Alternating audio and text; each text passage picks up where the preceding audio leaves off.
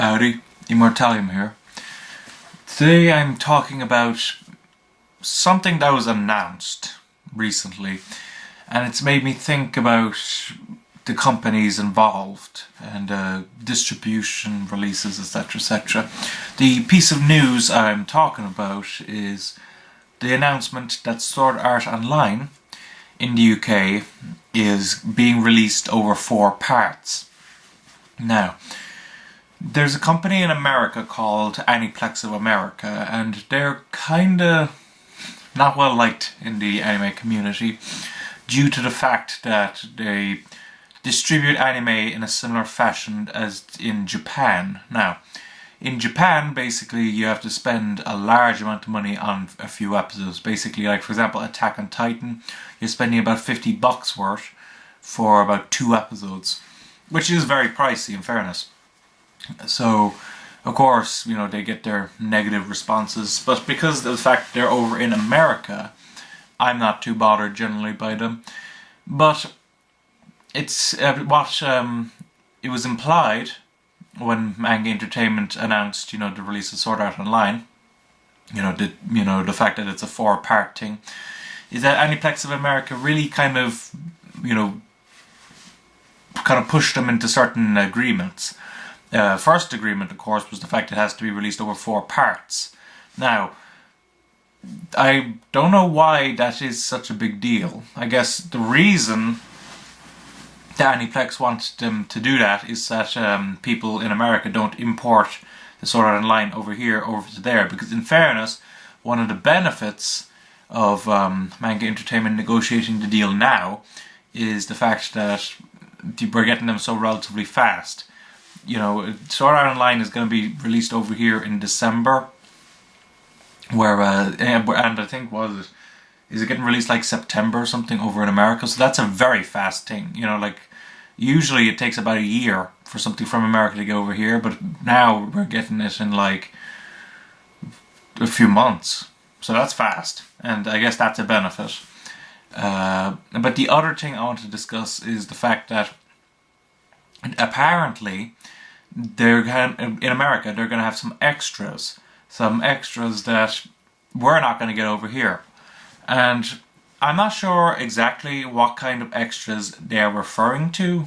I mean, for example, when Puella Magica Magica was released over in America, it got these little gimmicks, the little art cards, I think like the soundtrack and all that jazz, but no actual on-disc extras per se, I think, besides textless opening and endings, the standard for anime extras.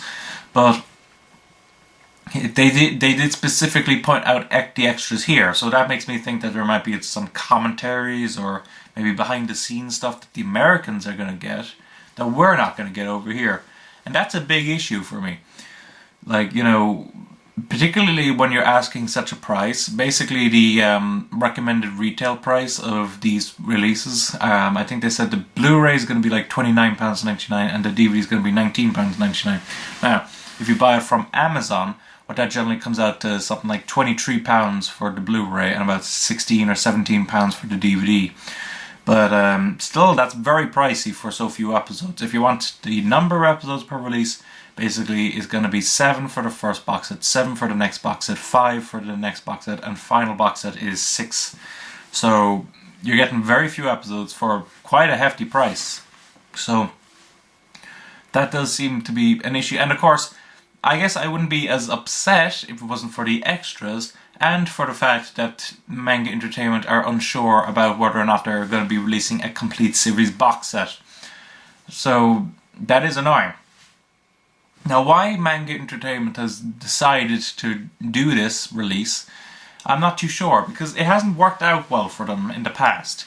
I'm going to be discussing Kaze UK, but they distribute under Manga Entertainment, so okay, first thing I can think of in which it got a 4-part release was K-On!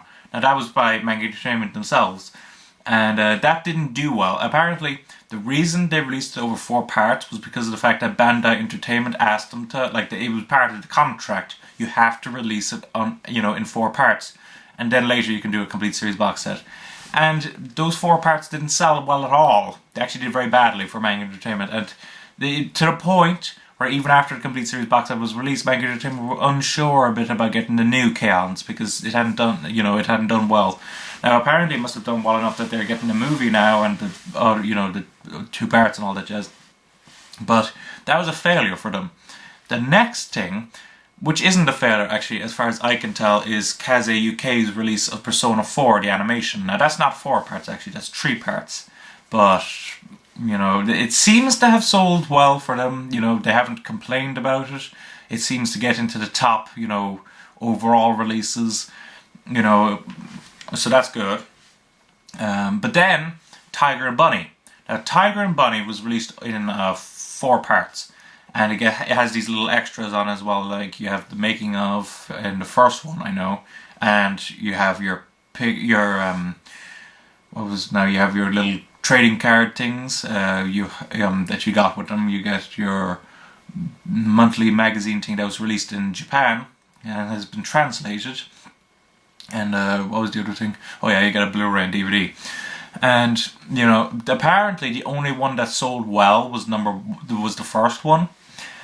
Everything else, like beyond that, like actually hasn't sold that well at all, apparently, for them. So it's a failure, and I guess that's why Anime Limited have picked up the movie, Tiger and Bunny at the beginning. So